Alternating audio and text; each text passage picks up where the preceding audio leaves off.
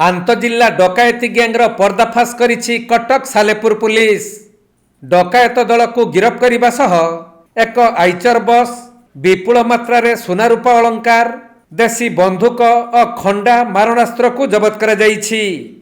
तेबे एही डकायत गैंग कटक जिला सालेपुर समेत ओडिशार विभिन्न जिले में डकायती करी फेरार मारुथिले। सालेपुर, महांगा और नेमाल अंचल में होइथिबा डकायती घटनार तदंत करी पुलिस एही डकायत दल को गिरफ करिबारे सफल होइछि। सेमानक पाखरु 140 ग्राम ओजनर सुना, 5 केजी 200 ग्राम रूपा अलंकार और 3 लाख रु अधिक नगद टंका जबत करा जाइछि। एही सबु घटनार मुख्य अभियुक्त जगतसिंहपुर जिल्लार सुशांत साहू, महांगा थाना अंचलर दीप्तिकांत पुष्टि, नेमाल अंचलर बसंत बल, महांगा अंचलर कैलाश साहू, जगतसिंहपुर जिल्लार बिरंची नारायण साहू और लक्ष्मीधर साहू को गिरफ करा जाइथिबा बेले सेमानक ठारू चोरी अलंकार किणिथिबा सालेपुर अंचलर अजय साहू, त्रिलोचन साहू और बालेश्वरर आलोक नंदी को पुलिस गिरफ करिछि।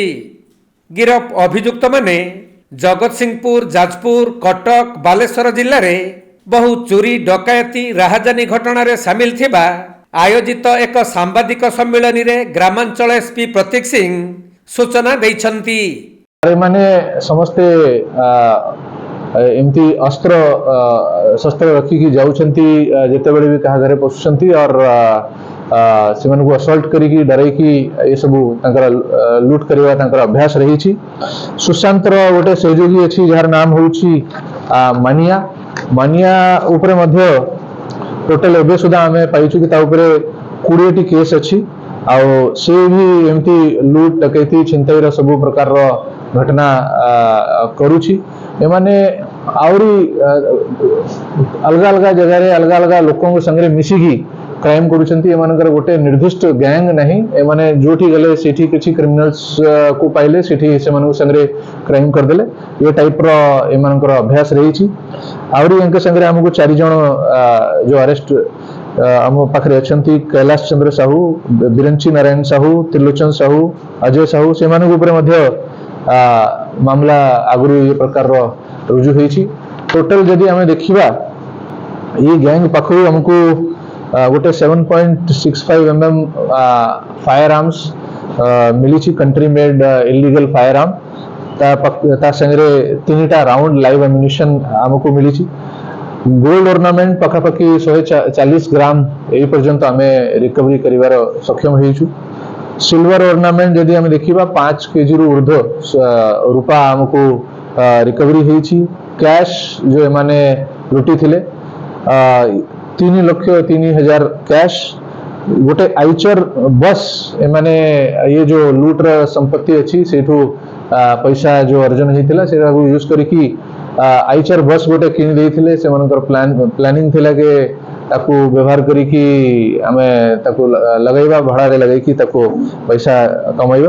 तापरे एंकर जो बाइक माने यूज करूछंती, गोटे व्हाइट अपाचे बाइक, गोटे रेड अपाचे बाइक जो यूज करिछंती जोटा के हमको मिली छी।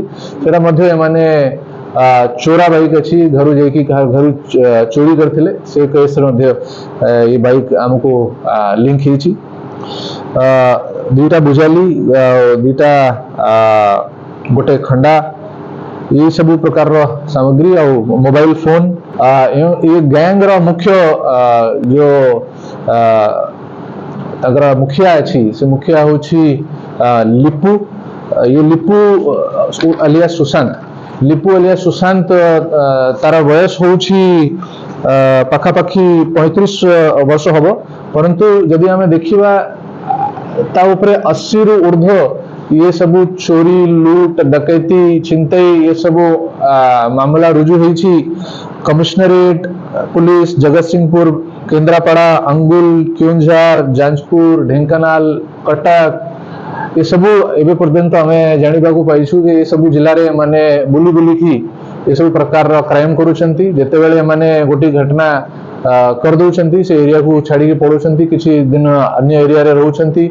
सेठी तापरे जेतेबेले पुलिस रो तनाघना टिके कम होउछि से माने पुणी आसिकी ये प्रकार एक्टिविटी करूछंती। से पर्यंत से माने अन्य जिल्ला रे एक्टिव रही की काम करूछंती।